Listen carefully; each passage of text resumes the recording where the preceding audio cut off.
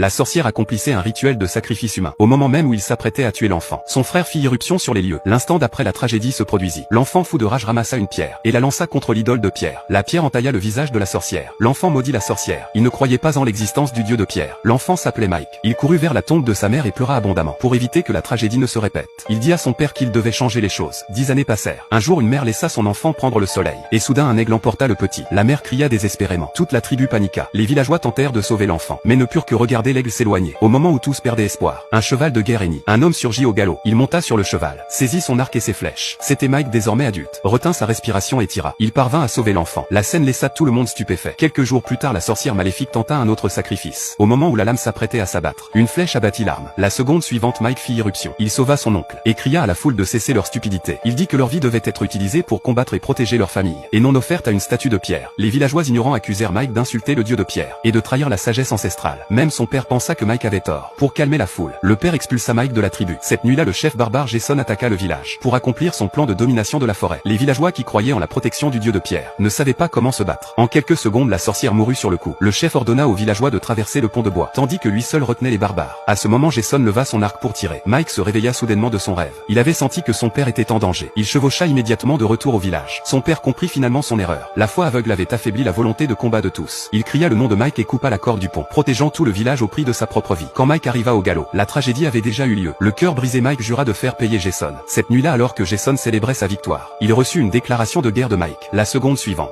une bataille féroce commença. Mike défia seul une armée d'1 million d'hommes. Mais alors tous les villageois arrivèrent en masse. Ils crièrent « Vive Mike !» et leur peur s'évapora instantanément. Ils brandirent leurs armes et se joignirent au combat.